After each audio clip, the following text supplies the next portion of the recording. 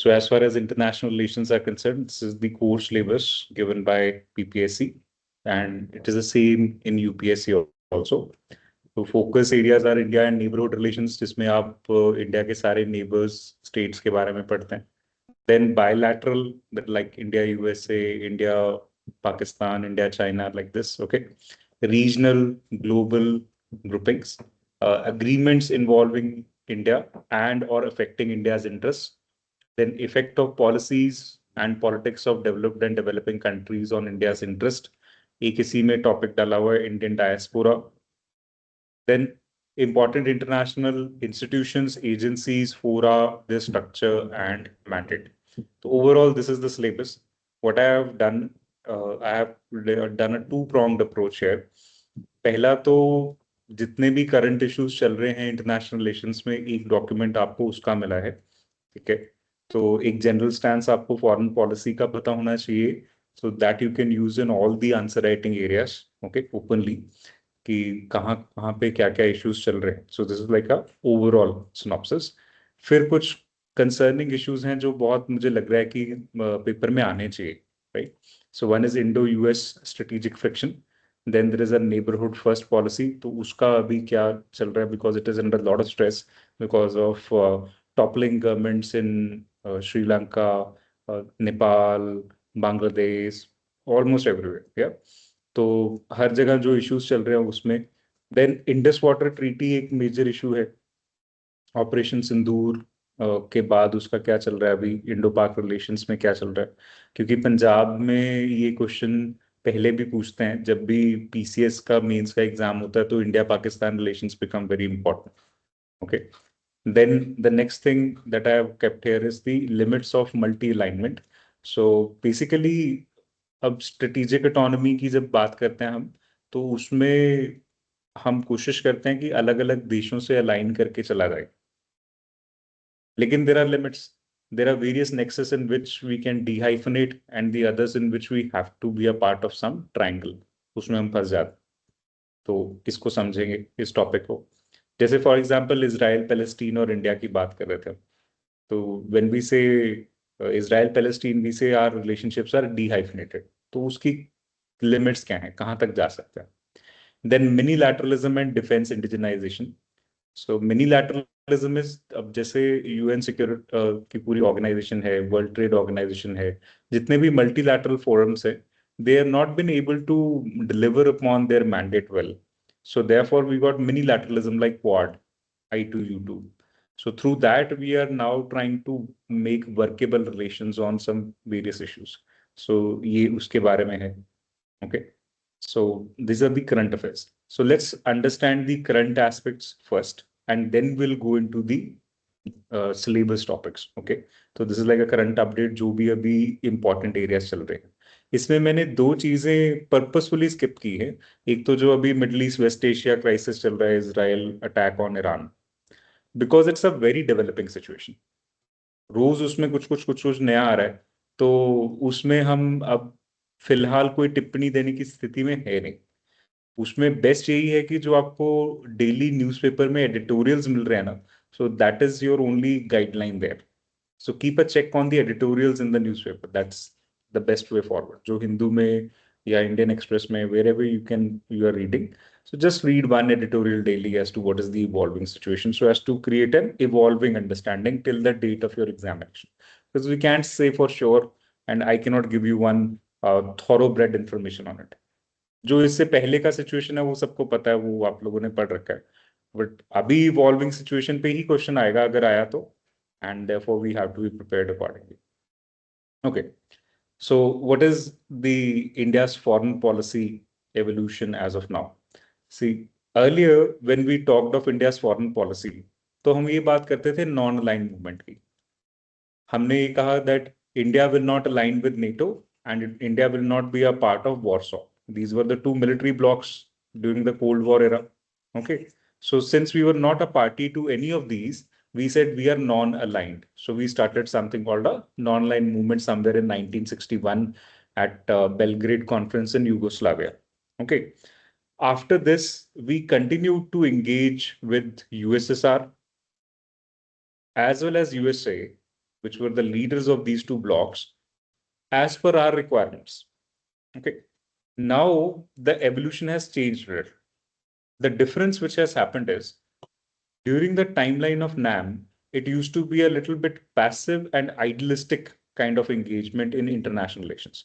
But as you know, international relations are not driven specifically by idealism. They are dealt by realism, and realism is all about power play and politics, taking a strong stand and everything. Okay. So in 20th century, we talked about non-line movement, but now in 21st century, we are highly assertive, transactional, and risk-taking posture, which is now called as strategic autonomy 2.0 or multi-alignment.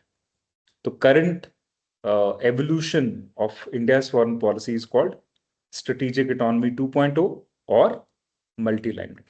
In fact, NAM is a sort of strategic autonomy itself, but it was strategic autonomy 1.0, first version, कि हम अपना जो भी relationships internationally किसी भी country से बनाने अपने हिसाब से बनाएंगे, ना तो नेटो को फॉलो करेंगे ना वॉर्सो को फॉलो करेंगे.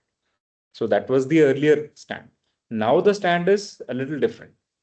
Earlier, the stand was passive and idealistic. We were more on the receiving side. We will say we should be living as neighbors, respecting peace, respecting boundaries. Now we are more in the assertive, transactional, and a risk-taking posture. So the change of posture has happened, definitely.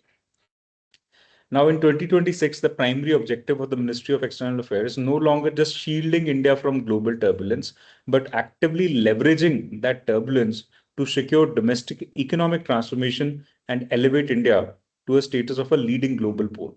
What is the meaning of this? See, look at US-China trade war. That is a global turbulence. और हम उसको positively use कैसे कर रहे हैं? We are positioning India as a China plus one strategy, as an alternative to China for development of various industrial landscapes. Yes. Now, the guiding philosophy has shifted from being merely a balancing power to a leading power and a Vishwabandhu, that is a global friend. Today, for example, the Finnish Prime Minister was there. So this are positive developments. Earlier, these people hardly used to come to India. Now, a lot of European leaders, a lot of American leaders, they are all coming to India. They are trying to make friendly relations with us. This is because of the stance change that we have currently created. Now, what are the core challenges to India's foreign policy in near term? Means in 2026, what all can be the issues with India's foreign policy? First is the geo-economic weaponization of trade. This is the first issue which is going on. See, for example, recent US-India tariff friction, which got highlighted. So in that, we got a tariff shock. 50% तक का India के exports के ऊपर tariff लगा दिया गया, additional tariff. So this was by USA in 2025 to pressure India into dropping Russian oil imports. And this exposed the vulnerability of India's export dependent sectors. और हमें वो मानना भी पड़ा और हमें रशियन ऑयल्स का इंपोर्ट एक बार रोकना पड़ा. अभी हमें दोबारा शायद बढ़ाना पड़ जाए given the situation of the war that is going on. Then the decoupling dilemma.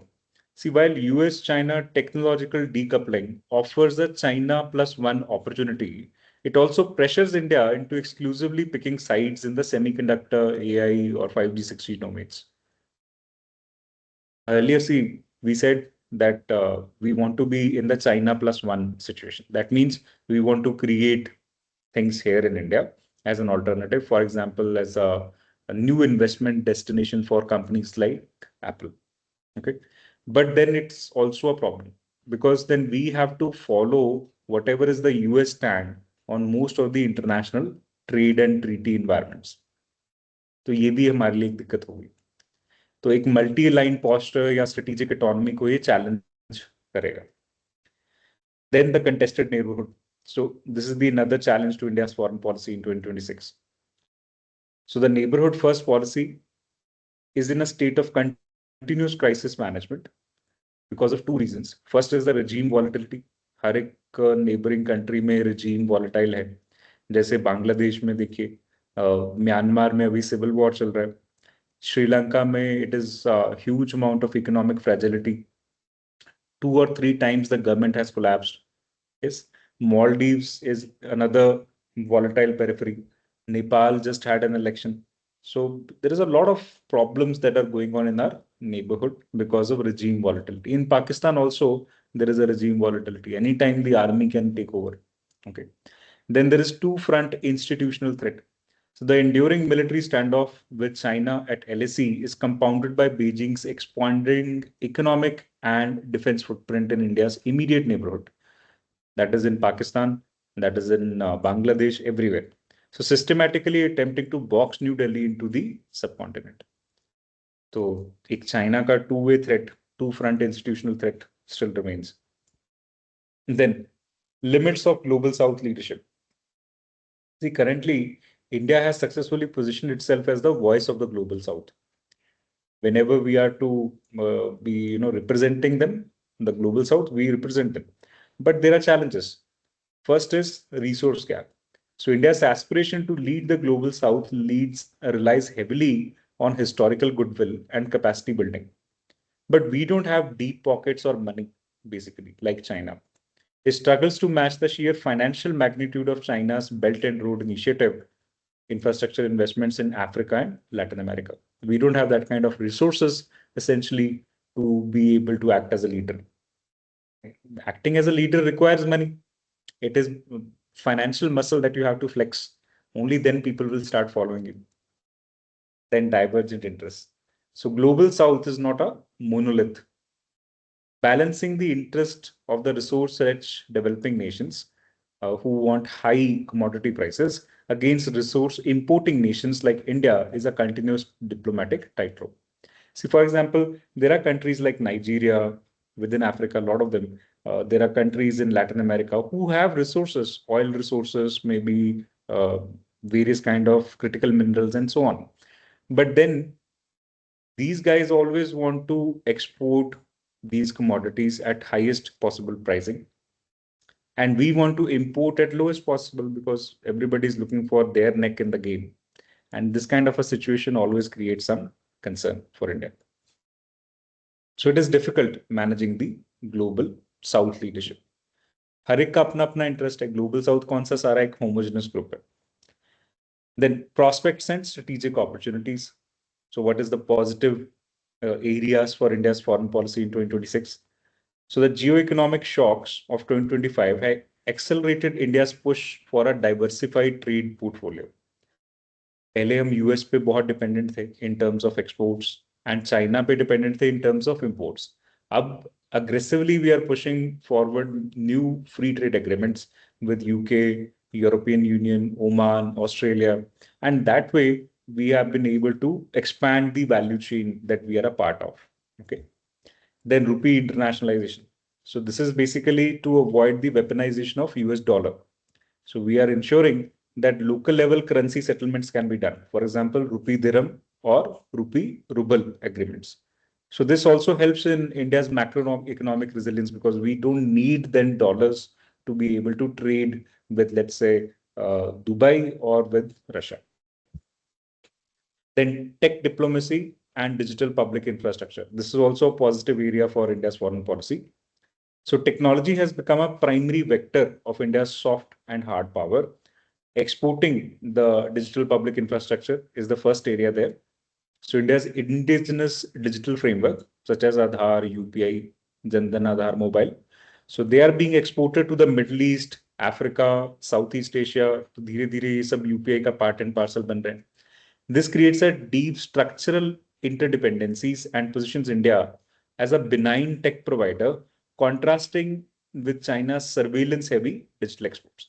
China से सबको डर क्या लगता है? That the technology, either hardware or software, if they import from China, then China may be doing surveillance at the back end, which you may never know. So that is something that everybody is afraid of. And their equipment like Huawei, there used to be a company, Chinese company, जो India में हम सामान मंगाते थे, Huawei.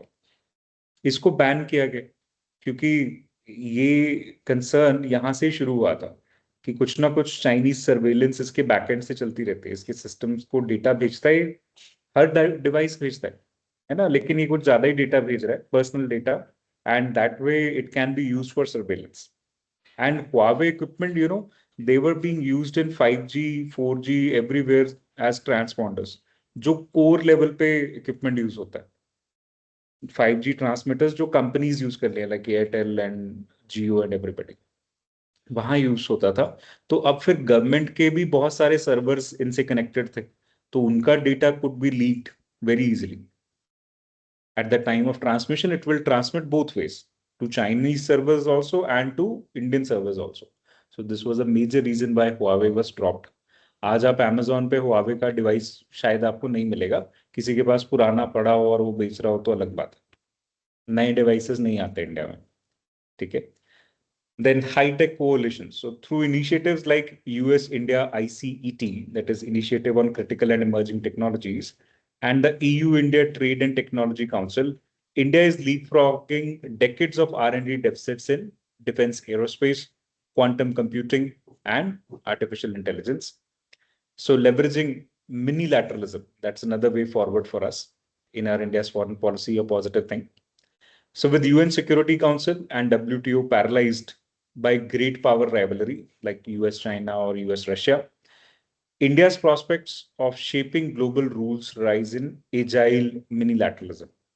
So we are trying to create smaller cooperative organizations such as Quad, it's a quadrilateral security dialogue. Who all are members? India, Japan, Australia, or चौथा कौन है? USA. Okay. So India is securing its maritime periphery, enhancing naval interoperability, and acting as the net security provider in Indian Ocean region. Then Middle Eastern geoeconomics. So I2U2 and IMEC, that is India, Middle East, Europe Economic Corridor, strategically integrate India into economic architecture of the Gulf, securing long-term energy supplies and diaspora welfare. तो अभी का जो ongoing war है ना, वो किसको ज्यादा impact कर रहा है? आईएमईसी को, ठीक है. So these are the situations with foreign policy. Now what's the way forward? First thing, to realize the full potential of foreign policy, India must focus on internal capacity enhancements such as expanding the diplomatic corps. हमारा जो Indian foreign services है, it is still structurally undersized compared to the diplomatic corps of China or USA. So expanding the institutional capacity and recruiting some lateral domain experts in the fields of cybersecurity, space, geoeconomics. So that is something which is very important. Then Atmanirbharta in defense. So true strategic economy is impossible while remaining world's largest arms importer.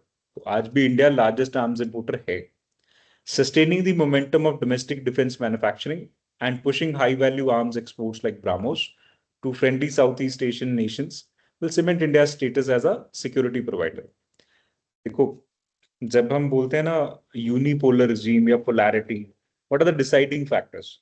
As I discussed earlier, either it has to be based on the military strength, or it has to be based on the financial strength, or it has to be based on the institutional strength. These are the three strengths in the international relations. Okay. Militarily, still USA is strong. Financially, now there are many hubs. Yes, financially, USA is definitely strong. China is strong. And now you've got Middle East and West Asia as another strong partners. Yes. So Khaliji capitalism. Institutionally, if you look at it, Singapore is very strong. Yes. Europe as a part and parcel of European Union is very strong. So these countries are institutionally strong.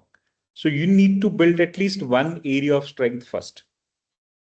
Second will come. But तीनों पे काम करोगे तभी बात बनेगी. अभी भी US से to an extent sole superpower of the world इसी वजह से हम मानते हैं. Reforming multilateralism. So India must continue to use its rising economic heft, projected to be the third largest economy, to aggressively push for the structural reforms in the Bretton Woods institutions like IMF and World Bank to reflect 21st century geopolitical realities. Next is Indo-US strategic friction. कभी कभी Trump जी को सपना आता है रात में, and in the morning he announces something new with respect to Indo-US. Yesterday I was watching the US Trade Representatives Association. They have a function in New Delhi. So they said now The USA will invest in India, but will not let them become another China for us. That means they don't want India to be the next threat for USA. Okay. So this is the kind of different stands that they keep on taking and keep shifting. So we need to have a overview of what is the situation so far. So the latter half of 2025 witnessed a significant cooling of bilateral ties. The imposition of 50% tariffs on India's exports by the USA, citing New Delhi's procurement of Russian crude oil, and challenged India's strategic autonomy. This development marked a shift from previously accommodating stance of Washington, highlighting the economic constraints placed upon strategic partnerships. The context here is, as you know, the 50% tariffs. So using the International Emergency Economic Powers Act, which the US judiciary later on said कि गलत तरह से use किया है. So USA imposed 25% reciprocal tariffs on Indian goods in April 2025. And in August 2025, Washington escalated this by slapping an additional 25% punitive tariff, specifically targeting India's continued procurement of discounted Russian crude oil. So this brought the total tariff to an unprecedented 50%, devastating India's export competitiveness. So in any case, whenever you are selling something or exporting something, unnecessary tariffs, they are going to create some problems for your exports. So that it did happen. जो India के exporters थे, जैसे हमारे भी एक export का काम है, we sell furniture in USA, India में जोधपुर से बन के जाता है. तो उसमें क्या है कि जितनी शिपमेंट्स पहले जा रही थी उसका अब मुश्किल से 20-25% जा रही है, 1/4. जो पुराने ऑर्डर्स थे बस वो निकल रहा है. ठीक है, नए ऑर्डर्स आ नहीं रहे क्योंकि उसमें चक्कर ये पड़ रहा है कि अगले बंदा जो खरीद रहा है उसको महंगा पड़ रहा है, 1.5 टाइम्स कॉस्ट है. तो इसलिए वो सब वेट एंड वॉच का सिचुएशन था. अभी थोड़ा सा रिलैक्स किया तो अब दोबारा नए ऑर्डर्स आने शुरू. But it is sometimes like up and down, the graph is changing continuously. So the February 2026 interim deal. So following the months of economic strain, an interim framework was announced. The US slashed the tariff to 18% February 2026. In return, the US claimed India committed to massive concessions, purchasing $500 billion in American goods over 5 years and moving towards zero tariffs on US industrial imports, significantly reducing the Russian oil purchases. Then the Supreme Court reset. So on 20th February 2026, US Supreme Court struck down the IEEPA, जो emergency powers use किया गया था. And the Trump administration immediately pivoted to a 10 to 15% global tariff under the Trade Act of 1974. So this legal shockwave has prompted Delhi to actively reassess and potentially rebalance the interim deal. तो यहाँ पे जो 18% था, अभी फिर से 10-15% तक आ रहा है. So meaning thereby it is unnecessarily creating a uncertainty in the export regime.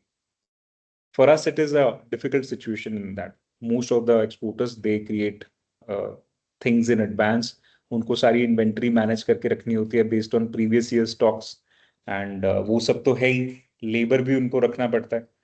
Problem ये आता है कि आगे से एक्सपोर्ट के ऑर्डर जहां रुकने शुरू हो जाते हैं, लोग रिजेक्ट कर देते हैं. ये तो अननेसेसरली महंगा पड़ेगा, क्यों मंगाना है, बंद कर दो. तो कई बार आपकी शिपिंग कंटेनर में सामान जा रहा होता है और इन रूट रिजेक्ट हो जाता है, तो उसका फिर कुछ नहीं कर सकते. फिर आपको कहीं ना कहीं उसको वहीं पे उतरवा के फिर उसको वहीं पे बेचना पड़ेगा. Becomes another headache. ठीक है, एक क्लाइंट ने मना कर दिया, लेकिन अब मिडवे सामान तो वापस नहीं आ सकता ना, because it is going through shipping route. It takes around 1.5 months to get there, so it creates a lot of trouble.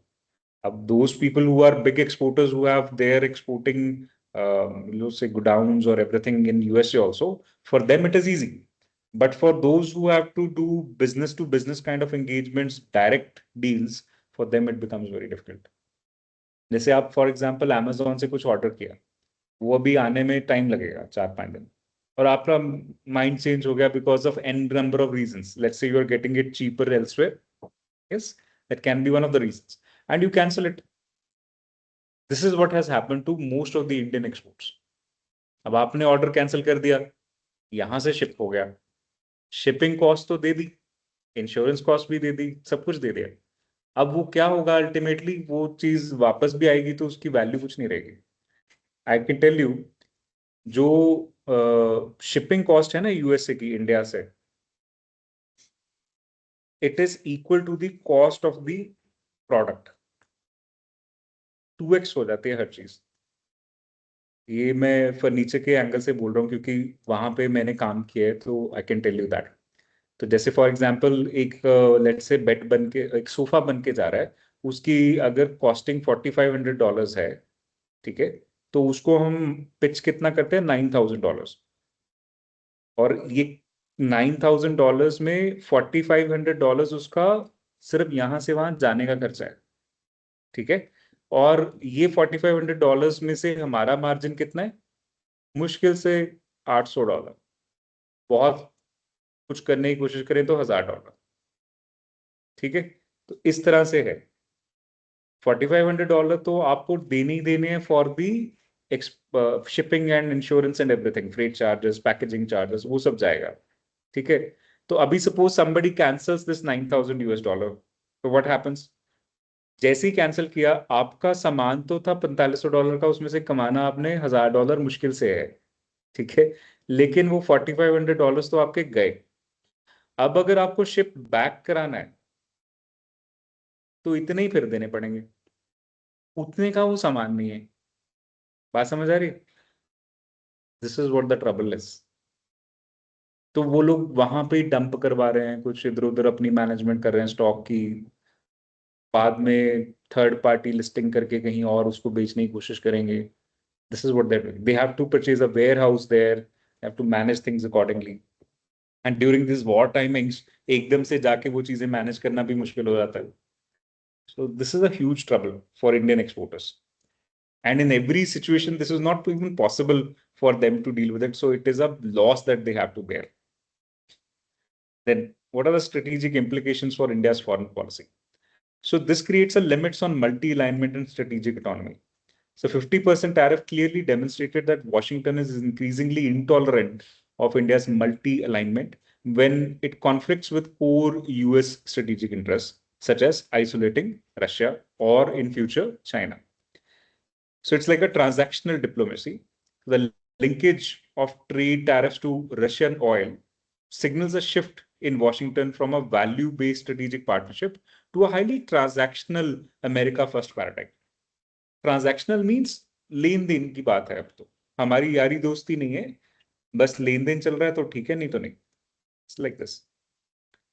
Now the energy pivot. So the pressure forced a strategic concession by reportedly agreeing to substitute Russian crude with American and potentially Venezuelan energy to secure 18% tariff reduction. India's sovereign right to secure cheapest energy for its domestic market was visibly compromised by external economic coercion. So to an extent, it's like a limit to our foreign policy or strategic autonomy. Then economic vulnerability and asymmetric interdependence. Basically, it means that we are vulnerable to US pressures, and the concessions are asymmetric. How? See, US leveraged its position as India's largest export destination, and we have a positive terms of trade with USA. That means we export more, import less. So reported Indian commitment to absorb $100 billion of US goods annually for the next 5 years. Currently, it is just half of that or even lesser, $45 billion के आसपास है. Risks severely widening India's trade deficit and threatening domestic MSME, highlighting the asymmetry in bilateral bargaining power. Then geopolitical hedging. कई बार क्या होता है ना, इसमें India भी सियाना है. अभी मैं प्रैक्टिकल बात बताता हूँ. How long is the regime of Trump going to last? 1 year निकल गया, 3 more years. तो यूएस नो कि उसके पास 3 साल है, जो करना कर ले. India also knows the same. So will wait and watch for 3 years. After the 3 years are pass, इसकी गवर्नमेंट रिपीट तो होनी नहीं, क्योंकि ये बस 2 टर्म्स होती हैं यूएस प्रेसिडेंट के पास. तो this is the second term, he can not become the third term president. Okay, so after him somebody rational will come and then will re-rationalize the trade. What's the problem? तब तक झेल लो, जितना हो सकता है कम नुकसान हो जाए. ऐसा तो है नहीं कि उससे पीछा छुड़ा सकते हैं, क्योंकि ट्रेड के हिसाब से we are dependent. Yes, so we are trying to reduce the risk burden. Okay. Then geopolitical hedging. So the heavy-handed US approach inadvertently created strategic opening for India's continental rivals. So first is Chinese opportunism. So during the peak tariff friction in late 2025, Beijing opportunistically attempted to align New Delhi against US bullying, using the moment to push for a normalization of ties that had been frozen since 2020 Galwan clash. आपने देखा Chinese premier, he went on to meet Modi ji, using Vladimir Putin as a bridge in between.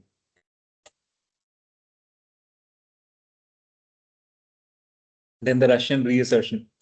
So friction over defense technology transfer and trade briefly slowed the Indo-US defense convergence, allowing Moscow to reassert its historical role as the most reliable, no-strings-attached supplier of the vital weaponry to Indian military. Russia भी reset करने लगा, देखो USA तुम्हें परेशान कर रहा है, मैंने तो कभी ऐसा नहीं किया. So the legal pivot.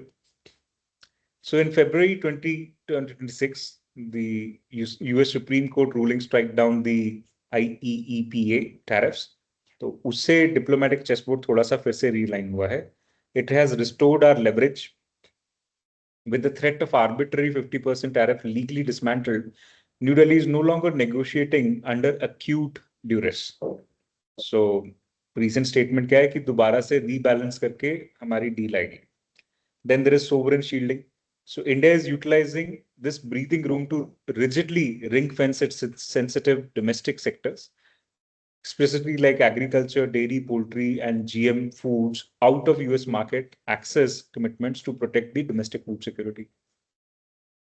नहीं तो कुछ भी बयानबाजी चल रही थी. What's the way forward in India, USA? So 2025 and 26 crisis proves that India cannot rely exclusively on American consumer market or the goodwill of a single administration.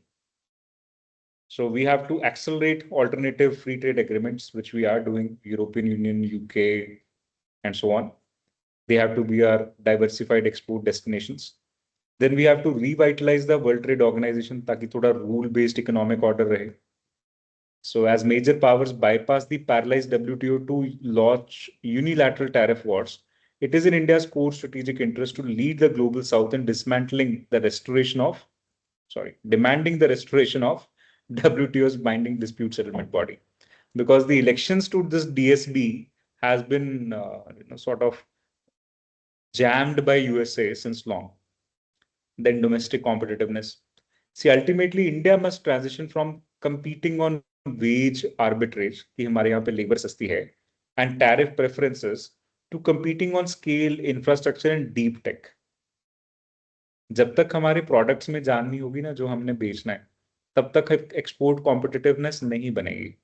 I'll give you a simple example of Japan here. So you name any Japanese company. Okay. There is one basic thing that they always work upon is quality of standards. Whether it is Mitsubishi Electrics or Mitsubishi Motors or anything, है ना? ऐसे ही आपको Honda की बात कर लीजिए, ऐसे ही आप सुजुकी की बात कर लीजिए, ऐसे ही आप टोयोटा की बात कर लीजिए. ये ऑटोमोटिव लाइन के अंदर है ना? अलग अलग एरियाज में हम इनके ज्यादातर ऑटोमोटिव्स को जानते हैं, लेकिन इनके इलेक्ट्रिक्स भी आते हैं. ठीक है. देन सोनी की बात कर लीजिए. All these companies, these are Japanese brands which are world renowned in terms of dependability, reliability, quality, in terms of technology, है ना? तो इसी वजह से इंटरनेशनली एक्सपोर्ट भी होते हैं. अब बनने चाहे जहां भी, अब इनमें से आज कुछ चीजें इंडिया में बन रही हैं, कुछ चाइना में बन रही हैं और world over export, but branding की वजह से एक कंट्रोल्ड एनवायरनमेंट इनका बना है. हमने इंडिया में आज तक कोई ऐसा ढंग का एक भी ब्रांड एस्टैब्लिश नहीं किया. ये हमारी सबसे बड़ी वीकनेस है. एक भी नहीं है जो वर्ल्ड रिनाउंड हो किसी भी चीज में. बताओ कौन सा है, आपको कोई याद है तो? मुझे तो नहीं याद आता ढंग का. I am not saying Haldiram and where का.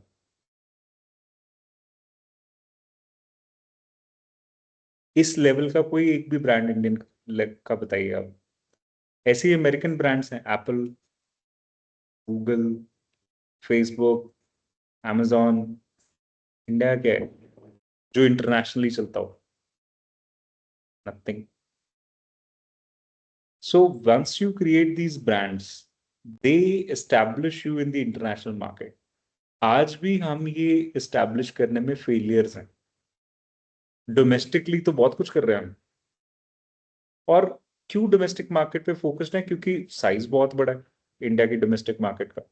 Because of the sheer size, they are able to do whatever they want to do. Okay.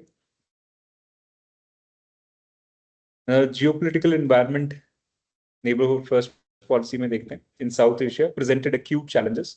So regime changes, particularly the political transition in Bangladesh and the initial adversarial posturing in Maldives, tested New Delhi's diplomatic agility. Maldives, like for example, said कि सारी navy यहाँ से हटाइए, ये सब चला. So the response indicates a shift towards pragmatic, security-driven engagement, utilizing economic statecraft, such as extensive credit lines or digital infrastructure integration to neutralize the hostile domestic politics in neighboring capitals. Let's see. So first is the geopolitical churn in South Asia. So India's neighborhood first policy, guided by the principle of Samman, Samvad, and Shanti and Smriti. ये हमारे 4 basic principle है. पहले हम पंचशील की बात करते थे, याद है? तो पंचशील नेबरहुड पॉलिसी की तरह वर्कआउट करता था. अभी ये नेबरहुड फर्स्ट पॉलिसी में प्रिंसिपल्स थोड़े चेंज हैं. सम्मान, संवाद, शांति और समृद्धि. ठीक है, तो ये लिखना है आपने एग्जाम में. This is currently facing an unprecedented stress test. 2024 to 26 period has been characterized by sweeping regime changes, weaponization of identity politics, and severe economic crisis across South Asia. Region is transitioning from predictable personality-driven bilateral ties, Sheikh Hasina जैसे बांग्लादेश के अंदर, to a volatile landscape where India must pragmatically engage with historically adversarial or newly emergent political forces to safeguard its national security and regional hegemony against deepening Chinese influence. So flashpoints क्या है हमारे post Hasina era में, for example, in terms of Bangladesh. So political landscape in Dhaka, they underwent a seismic shift. Sheikh Hasina was ousted in August 2024, and subsequent landslide electoral victory of Tariq Rahman led Bangladesh BNP in February 2026, जो अभी हुआ last month. So what is the dilemma now? So the new BNP government faces immense domestic pressure, particularly from its Islamist political partners like Jamaat-e-Islami, to demand the extradition of Sheikh Hasina from India to face trial, creating a major diplomatic friction point. हम नहीं दे सकते ना अब सीधा सीधा शेख हसीना को, हमने तो शरणार्थी बना लिया जैसे दलाई लामा को बनाया हुआ.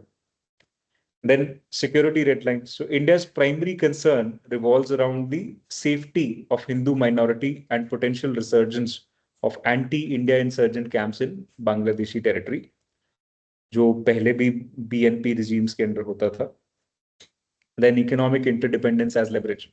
So despite political hostility and friend yes master no rhetoric, जहां तक दोस्ती है तो ठीक है लेकिन आप हमारे बॉस नहीं हो, the structural spine of the relationship remains intact. क्योंकि आज भी इकोनॉमिकली तो इंडिया और बांग्लादेश डिपेंडेंट है ही. हमारी बहुत सारी टेक्सटाइल मिल्स इंडियन ओनर्स की वहां चलती हैं. So with the bilateral trade at $14 billion, Bangladesh relying on India for over 2.4 gigawatt of daily electricity and refined petroleum, economic reality forces cooperation. Problems हैं political level पे, problems है security के level पे, लेकिन economic level पे तो engagement एक basic requirement है. उसमें चाइना सब्स्टिट्यूट कर रहा है लेकिन सारा भी नहीं कर सकता. Then Sri Lanka. So here AKD government and economic pragmatism. So the election of Anura Kumara Dissanayake and Janata Vimukti Peramuna led coalition shifted Sri Lankan politics away from traditional elites. पहले क्या होता था कि वहां पे जातो Sinhalese traditional elite है, उनकी लेड कुछ गवर्नमेंट आती थी या फिर मिलिट्री लेड गवर्नमेंट्स आती थी elite. So now what is happening there in Sri Lanka? Now we are from leverage to partnership. So recognizing the JVP's historical reservations about Indian interventionism, New Delhi has pivoted from coercive diplomacy to being an indispensable economic partner, then debt and development. So following India's role as the first responder during the economic crisis and its recent assistance during Cyclone Ditwa, India is consolidating goodwill in Sri Lanka. Notably, India has converted lines of credit into outright grant assistance to settle payment for infrastructure projects, such as rehabilitation of strategically vital Kanke Santurai port. So basically, अब क्या हो रहा है कि China, it used to give loans to Sri Lanka and it got into a debt trap. India has outrightly said that it will not be a debt trap. Whatever lines of credit we have given you, consider it as an assistance and we don't need any money back. Okay, you don't need to repay. Then comes the Tamil question. So India has adopted a pragmatic hands-off approach on the 13th Amendment and provincial devolution, avoiding actions that could isolate Sinhalese majority and create a vacuum for Chinese strategic investments. तो हम वो दोबारा से वो Sinhalese versus Tamil वाला मुद्दा ही नहीं छेड़ना चाहते. ठीक है, तो श्रीलंका को अभी हमने थोड़ा बहुत सेंसिटाइज कर लिया, कंट्रोल कर लिया. अब comes to Maldives. So trajectory of Maldives serves as a masterclass in the limitations of anti-India electoral rhetoric when confronted with economic realities. See, what happens is in all these neighboring small countries, China has created a sort of an anti-India rhetoric, both China and Pakistan. कि India तो ये है वो है, big brotherly attitude है, try to avoid them. So because of that, and moreover, they have funded them heavily. So because of that, it's difficult for us to defeat the anti-India electoral rhetoric as it comes to elections, because politically they can say anything. But when they come to economic realities, that's when they need India the most. So look at the Maldives situation. So President Mohammad Muizzu's initial demand for the withdrawal of Indian military personnel severely strained ties between India and Maldives. However, facing an imminent sovereign debt default in 2025, Male was forced to recalibrate. So India responded with a massive $565 million currency swap and credit line, demonstrating its role as a regional net security and economic provider cannot be easily replaced by Beijing. So recent integration of India's UPI infrastructure further binds Maldivian economy to Indian subcontinent. So हमने उसको भी धीरे-धीरे control में लेना शुरू किया. Then Myanmar. So the fractured state and non-traditional threats, they are the problem of Myanmar. Military Janata government है, अपने हिसाब से कॉन्स्टिट्यूशन बनाया है, तो प्रॉब्लम रहता है. So the ongoing civil war following the military junta's coup has stalled India's Act East infrastructure projects, most notably the Kaladan multimodal transit transport project, जिससे हम नॉर्थ ईस्ट को बड़े अच्छे से कनेक्ट कर सकते हैं. So breakdown of state machinery has transformed Myanmar's border into ungoverned spaces. For India, primary threats are no longer just traditional insurgencies, but transactional cybercrime or cyber scam centers targeting Indian nationals. It's massive narcotic trafficking, golden triangle hai yahan pe, and the continuous influx of refugees into Mizoram and Manipur, which destabilizes the local demographics. तो ये हमारे Myanmar के साथ major concerns हैं जो ongoing concerns है, बढ़ते जा रहे हैं. तो इसी वजह से जो नेबरहुड फर्स्ट पॉलिसी है ना, it is in lot of a crisis management mode right now. Now what are the strategic implications of India's counter strategy अगर हम इसको चेंज करते हैं. First is institutionalization of relationships. So India is learning that relying heavily on specific leaders like Hasina in Bangladesh creates massive blind spots. Current strategy involves engaging with the opposition, the military establishment, and civil society across the neighboring states to ensure continuity regardless of who holds power. तो अभी हम सबके साथ धीरे धीरे engage करना शुरू करें. ठोकर खा के सीखते हैं हम. Then asymmetric interdependence. So New Delhi is aggressively pushing for a regional power grids, cross-border railway lines, and digital public infrastructure integration. So goal is to make the economic cost of decoupling from India unacceptably high for any neighboring regime, effectively neutralizing the anti-India political posture. सबको ये लगे नहीं यार India तो बहुत जरूरी है, इसको छोड़ दिया तो क्या होगा। अब जैसे यूपीआई इंटीग्रेट हो गया फॉर एग्जाम्पल Maldives के साथ, तो once that is done, people become used to it. Today, people like me are hardly carrying cash in the pocket. We are all based on UPI. शुरू शुरू में तो कम use होता था, अभी तो सबको ही यूपीआई पे डिपेंडेंट है। नहीं, फोन होना चाहिए जेब में, बस काम खत्म। वो भी नहीं है तो तब भी चल जाएगा, कुछ ना कुछ तो हो ही जाता है। Then bypassing SARC and BIMSTEC. So with the South Asian Association for Regional Cooperation permanently deadlocked due to Pakistan's state sponsorship of terrorism, India has officially shifted its diplomatic capital to Bay of Bengal initiative. तो BIMSTEC के through हम थोड़ा सा change करेंगे, उधर पाकिस्तान नहीं है। So this isolates Islamabad while integrating India's northeast with Southeast Asian markets. तो एक cultural integration के level पे we have moved towards BIMSTEC rather than SARC dependencies. Next comes the Indus Water Treaty and Indo-Pak relations. ये भी एक important issue है इस बार के पेपर के लिए। See, Indo-Pak relations आपको मालूम है ऑपरेशन सिंदूर के बाद बहुत drastically change किए। So now we are more in a enemy phase rather than a friendly kind of a dialogue phase, है ना? So India's response marks a definitive transition from strategic restraint to retaliation-based deterrence.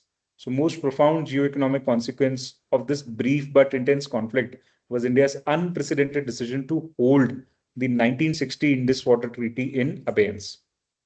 So this move effectively weaponized water sharing to penalize the state-sponsored terrorism, permanently altering the hydro-diplomatic landscape of South Asia and freezing bilateral relations into a state of armed, non-communicative deterrence.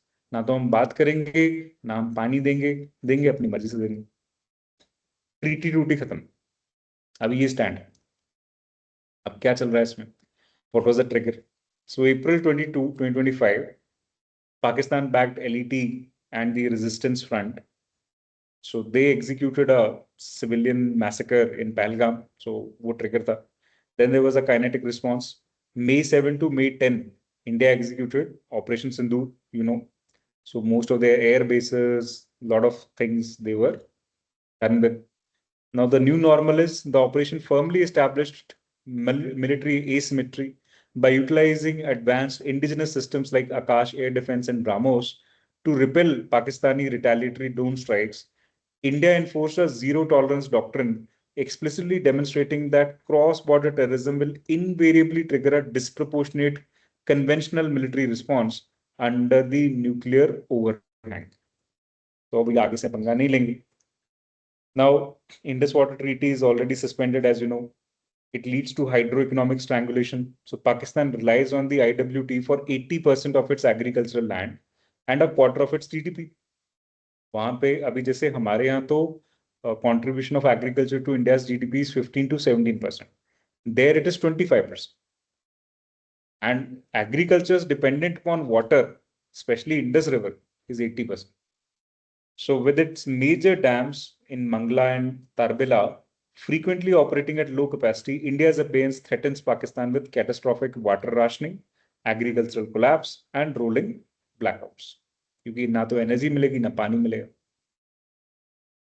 Then what is our benefit from this? So freed from restrictive run-of-the-river clauses of IWT, India has gained full control of the western rivers, Jhelum, Chenab, and Indus, and this enables unhindered construction of massive storage reservoirs in J&K, Ladakh, Punjab, Haryana, transforming a former diplomatic restriction into a massive domestic developmental asset. तो हम अपना पानी अपने हिसाब से use करें, जो बचे खुचा होगा वो दे देंगे, फ्लडिंग के टाइम पे छोड़ दिया करेंगे.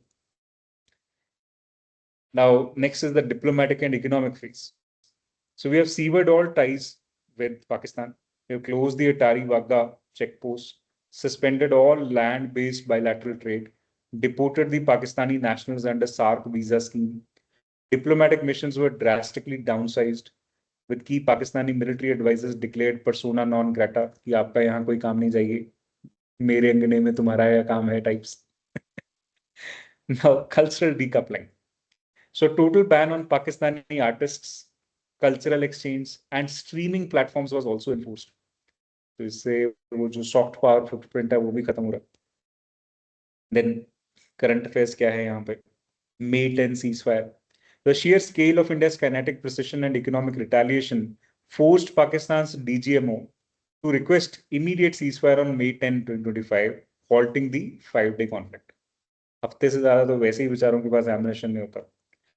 Accelerated reservoir construction. So heading into 2026, India's Ministry of Jal Shakti has fast-tracked the mega hydro projects on Chenab and Jhelum basins, explicitly utilizing the policy space created by IWT abeyance to secure water resources for the northern states.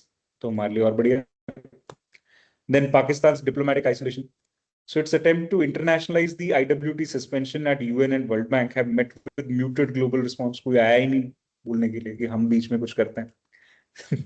So they have accepted India's framing of the abeyance as a legitimate non-violent counter-terrorism measure.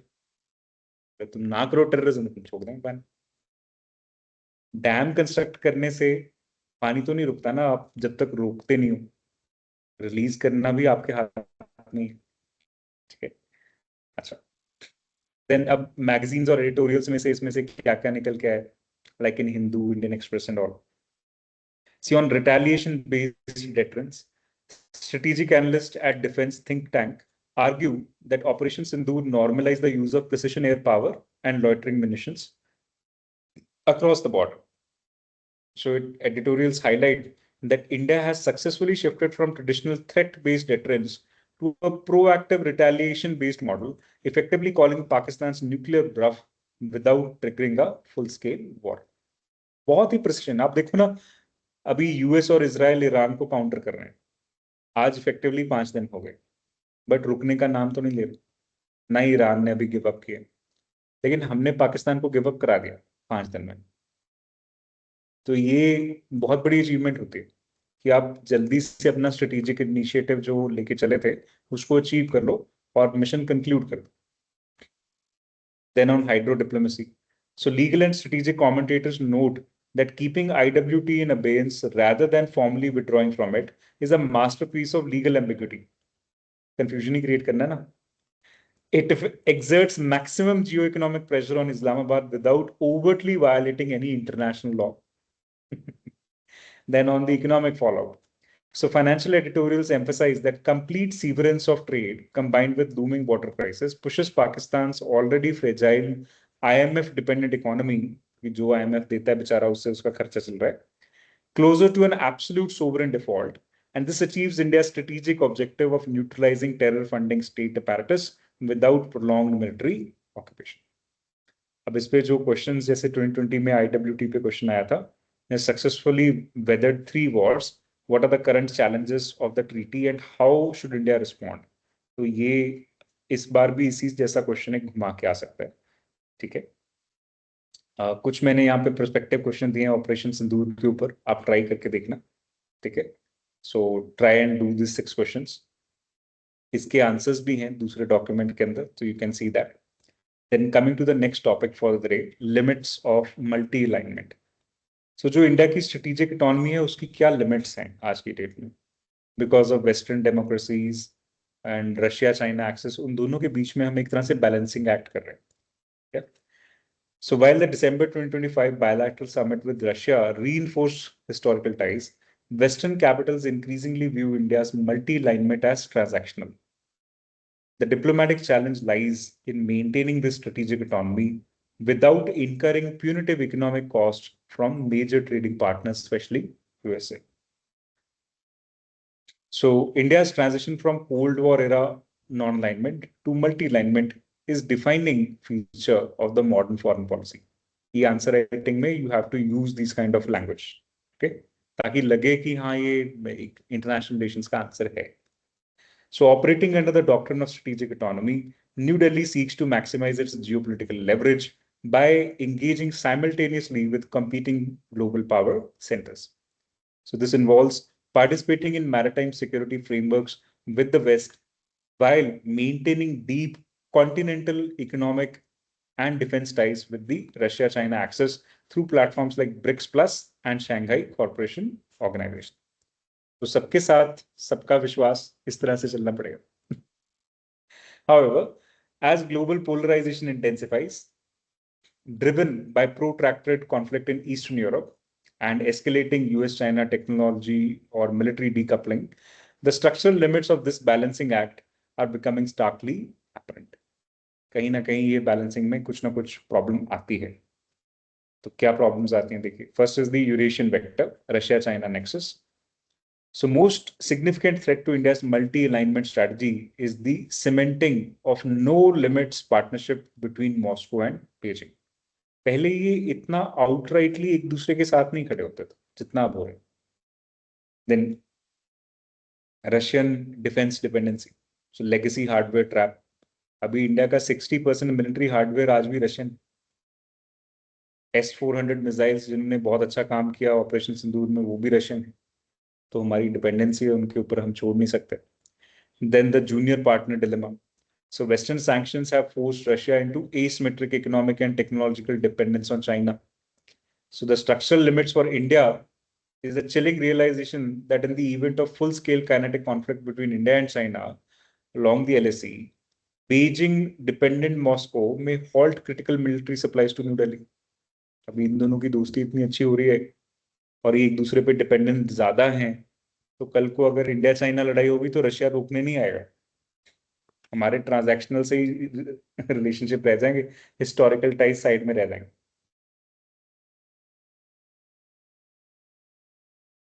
Then China paradox. So economic decoupling versus reality. Despite the strategic rupture following the 2020 Galwan Valley crash, China remains one of India's largest trading partners with bilateral trade characterized by a massive deficit. कहने का मतलब आज भी हम China से ज्यादा import करते हैं, एक्सपोर्ट कम करते हैं, और ट्रेड डेफिसिट बहुत बड़ा है, और आज भी हमारा लार्जेस्ट ट्रेडिंग पार्टनर चाइना ही है. So India's critical industries, specifically pharmaceuticals, 65% active pharmaceutical ingredient API यहीं से आता है. रिन्यूएबल एनर्जी, सोलर सेल्स, यहाँ पे भी हमारी 52% के आसपास की डिपेंडेंसी चाइना के ऊपर है. And electronics manufacturing are structurally reliant on Chinese imports. Then there is a continental institutional friction. So sitting across the table from China in SCO and BRICS limits India's ability to utilize these forums to condemn Beijing's expansionism. India is forced into a defensive posture, constantly working to prevent these non-Western platforms from morphing into overly anti-Western or Chinese-dominated blocks. तो यहाँ पे भी अपनी पहचान बनाए रखना हमारे लिए बड़ा मुश्किल होता है चाइना की वजह से, क्योंकि जितना वो एंटी वेस्टर्न सेंटिमेंट चाइना में बढ़ता रहेगा, उतना ही Chinese headed, because it's a big country, powerful country, SCO and China participated BRICS, मुश्किलें बढ़ेंगी. Then the Western vector. So while US and European nations view India as an indispensable democratic counterweight to China in the Indo-Pacific, their tolerance for India's strategic ambivalence is varying. हम उनके लिए एक important strategic asset तो है Indo Pacific में to balance China, but वो हम जब अपनी मनमानी करते हैं अपना सामान खरीदने में, एक हार्ड स्टैंड लेने में, तब वो हमसे परेशान भी होते हैं इस चीज पे. Then energy pragmatism friction. So discounted crude versus sanction. तो ये हमें फेस करना पड़ा, या तो हम रशिया से सस्ता तेल ले लें या फिर यूएसए से सैंक्शन ले लें. This happened. Then secondary sanction threat. So India continuously navigates the shadow of secondary economic sanctions and technological export controls. The reliance on alternative payment mechanisms like rupee ruble trade to bypass Western financial networks exposes India's entities to severe regulatory risks. Values versus interests. So human rights and democratic backsliding narrative. So Western legislative bodies and civil society frequently weaponize the narratives regarding India's domestic politics, minority rights, or democratic interests. जानबूझ के just to highlight कि हाँ India इतना भी democratic नहीं है और हमें intervention का कोई तो मौका चाहिए. So this creates persistent diplomatic irritant, demonstrating that while the strategic military alignment is converging, ideological alignment remains fundamentally transactional. जैसे BBC ने एक डॉक्यूमेंट्री दे दी मोदी के खिलाफ, और ये उनका स्टेट चैनल है ब्रिटिश, तो it's not done. And so this is subject to domestic political pressures in Western capitals, क्योंकि वहां पे ऐसा पॉलिटिकल एनवायरनमेंट है जो एंटी इंडिया है, इसी वजह से तो इस तरह के नैरेटिव्स पुश होते हैं. Then geo-economic constraints of balancing. So multi-alignment assumes that India can compartmentalize its relationships, dehyphenation. However, geoeconomics is increasingly overriding geopolitics. तो politically तो dehyphenate हो जाता है, economically करना बड़ा मुश्किल है. क्या करें इसमें अब? So the world is splitting into two distinct technological ecosystems. One is a US-led ecosystem, other is a China-led ecosystem. अब इंडिया का मल्टी अलाइनमेंट इनिशिएटिव हमें फोर्स क्या कर रहा है कि हमें यूएस लेड में ही जाना पड़ेगा. A definite choice is being forced, we can not split into two. अब हम अपने हिसाब से यूज नहीं कर पाएंगे. Then cost of hedging. So by refusing to formally ally with either bloc, India risks missing out from the absolute security guarantees provided by mutual defense treaties, leaving it to fight its continental border wars entirely alone, supported only by transactional intelligence sharing and rapid procurement emergency purchases. तो हमारे security में हमें कोई support देने नहीं आएगा, खुद ही लड़ना पड़ेगा. हाँ, वेपनाइजेशन मिल जाएगा, चाहे राफेल खरीद लीजिए, चाहे यूएस से कुछ खरीद लीजिए, वो सब मिल जाएगा. ठीक है. Then minilateralism and defense indigenization. So erosion of universal multilateralism has accelerated India's reliance on minilateral groupings such as Quad, SCO, or BRICS Plus. Concurrently, foreign policy is synchronized with domestic economic imperatives, particularly the drive for defense self-reliance, reflecting a transition from a more assertive and security-oriented global posture. तो इसमें क्या हो रहा है अभी देखिए. So in a fragmented global order, and increasingly getting so, marked by the paralysis of universal multilateral institutions like UN or WTO, a volatile great power competition, India has fundamentally recalibrated its foreign and security policy. This recalibration rests on two interconnected pillars. First is minilateralism, जिसमें छोटे छोटे quad जैसे institutions बनेंगे, and then there is defense indigenization. Together, they aim to secure India's strategic autonomy, transition the country from a rule taker to a rule maker, and eliminate the strategic vulnerabilities associated with excessive reliance on foreign defense hardware. अभी हमारा 60% dependence है defence hardware में. Indigenous manufacturing बढ़ाने के बाद भी पहले 70-80% होता था, तो इसको और कम करना पड़ेगा. Rise of minilateralism, agility over consensus. So as the consensus driven mechanism जो World War II के बाद बने, so they failed to address modern crisis, India has increasingly invested its diplomatic capital in minilateral frameworks, छोटे-छोटे groupings like Quad and zone balancing in Indo-Pacific. You already know quadrilateral security dialogue. Then I2U2 and Middle Eastern geoeconomics. So there is a West Asian Quad comprising India, Israel, UAE, and US. This is the I2U2 framework. Okay. Then इसका focus क्या है? So it successfully marries American and Emirati capital with Israeli technology and Indian manpower or markets. Focus is infrastructure. The grouping prioritizes joint investments in water, energy, food, or food security corridors, aligning closely with broader strategic connectivity initiatives like India, Middle Eastern Economic, East Europe Economic Corridor. अभी इसी I2U2 framework के चलते जो ongoing initiative है US Israel against Iran, उसमें India का engulf हो जाना भी जरूरी है, हो ही जाना है. हमारी नेवी तो ऑलरेडी अलर्ट पे है currently, or if you know, yesterday one of the Iranian ships were sunk in Indian ocean waters. It's very close to what is the observation point line for us. जो India के 200 nautical mile तक economic exclusive economic zone होता है, तो ये करीब 300 nautical mile पे है. श्रीलंका में बोल रहे हैं, लेकिन हमारे से ज्यादा दूर नहीं था. रिस्पॉन्डर्स तो हम ही थे. Our navy only responded to their SOS call.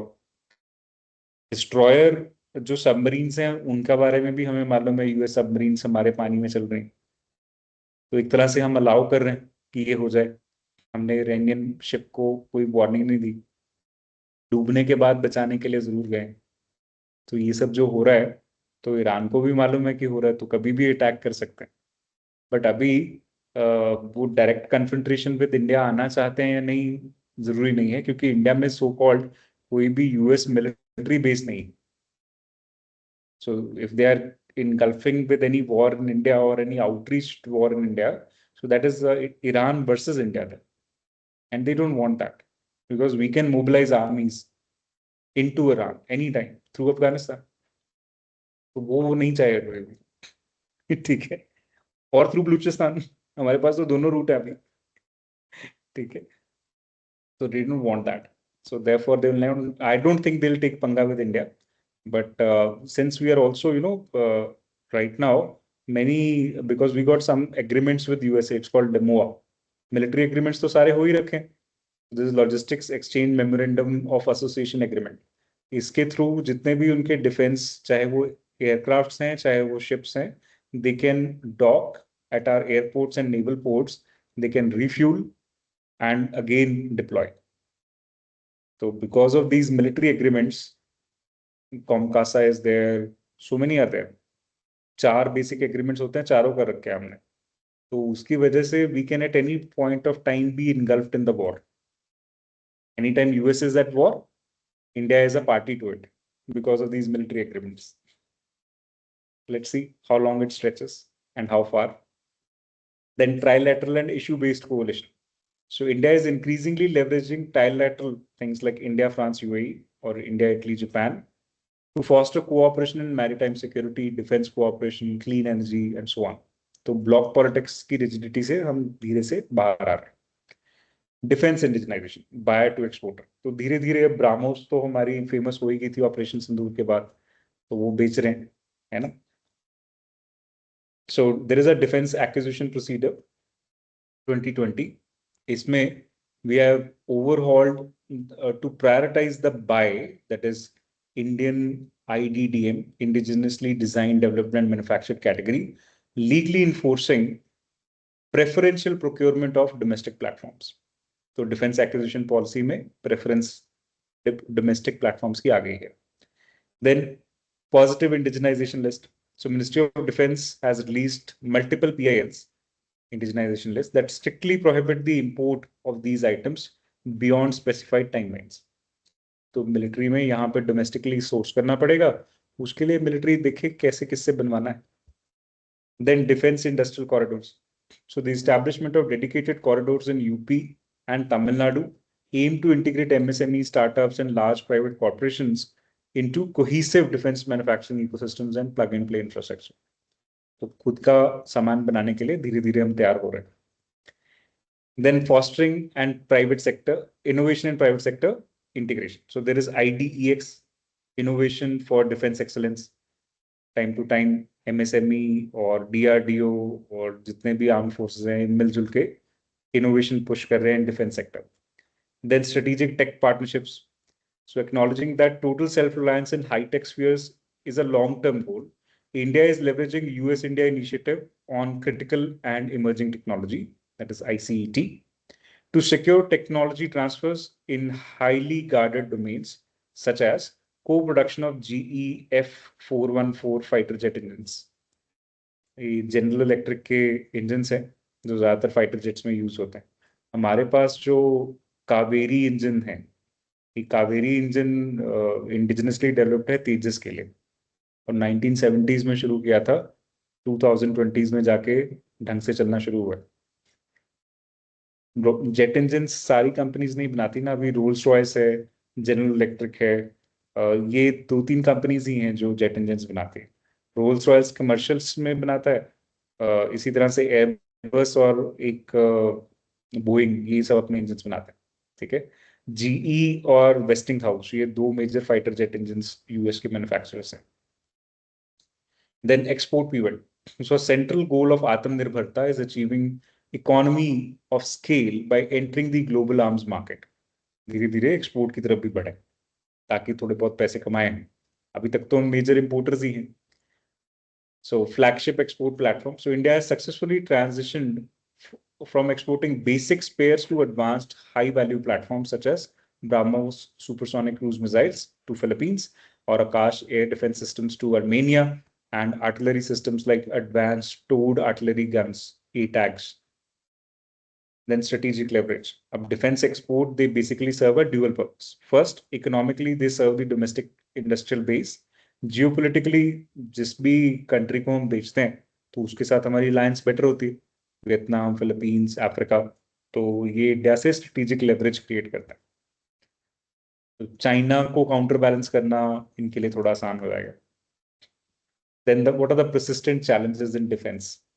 So despite the momentum, transition to complete strategic autonomy, there are some structural hurdles. First is engine and sensor deficit. ये थोड़ा सा high end engineering का काम है, तो हमारे यहाँ नहीं अभी बन रहा. So we continue to rely heavily on imports for the core components of major platforms, particularly aero engines, advanced radars and propulsion systems. फिर R&D constraints है. See, domestic research and developmental spending remains heavily concentrated in the DRDO, और private sector R&D कुछ खास है नहीं, तो इस वजह से मेजर इशू है in technological advancement of our weaponry. Then guns versus butter debate, क्या बनाए? So balancing massive capital expenditure for next generation defense modernization against socio-economic demands, अभी भी गरीबी, बेरोजगारी सब है, तो किसकी तरफ पैसा खर्च करें? तो वो एक फिस्कल टाइट रोप है बजट में. We have to use it efficiently, effectively. So ultimately, the synergy between minilateral diplomacy and defense indigenization allows India to project power more assertively. By reducing external dependencies, building issue-based coalitions, India is solidifying its position as an indispensable stabilizing pole in emerging multipolar world order. इस तरह की conclusions fit कर लो, आपकी answer writing में mains में बहुत काम आएंगी 2026 में, whether it is UPSC और PPSC, both ways. ठीक है, तो ये सारे इश्यूज थे जो मार्च 2026 तक इंटरनेशनल रिलेशंस में कंसर्निंग थे हमारे लिए. It's like a update things you have studied earlier. Next thing that we have to do starting tomorrow is these topics. So this is a very small document. In tomorrow's class, we'll be covering all these basic topics. So I have created certain areas. First is the introductory part, then core issues and analysis in all these topics. And then what are the relevant current affairs in each of these topics, जो आपके syllabus में mentioned है. Then relevant opinions from magazines and editorials. Okay. And previous year UPSC questions or PCS questions, means, and what are the prospective questions जिनके ऊपर काम करना है. और ये जो सारे prospective questions हैं, इन सबके solutions I have provided this time. So that will help you in the form of model answers, because some of you might be feeling constrained to write them all. So all of them topic wise I have given solution here. Topic 1 के answers हैं, इसी तरह से topic 2 के question answers हैं. 6 question हर एक के अंदर दिए हैं. So there are total 24 question answers that I have created for all the syllabus that has been provided by the PCS here. तो उन 24 में से ही आपको ओवरऑल पेपर आएगा, तो इतना आप कर लीजिए, आपके लिए सफिशिएंट है. ठीक है, मेंस में इससे ज्यादा करने की जरूरत नहीं है. एक तो ये जो करंट अफेयर का डॉक्यूमेंट है, ये आपको ध्यान से पढ़ना है, और दूसरा जो मैं क्वेश्चन आंसर्स दूंगा बस उतने पढ़ के चले जाओ, पॉइंट्स याद कर लो, बहुत है, मोर देन सफिशिएंट.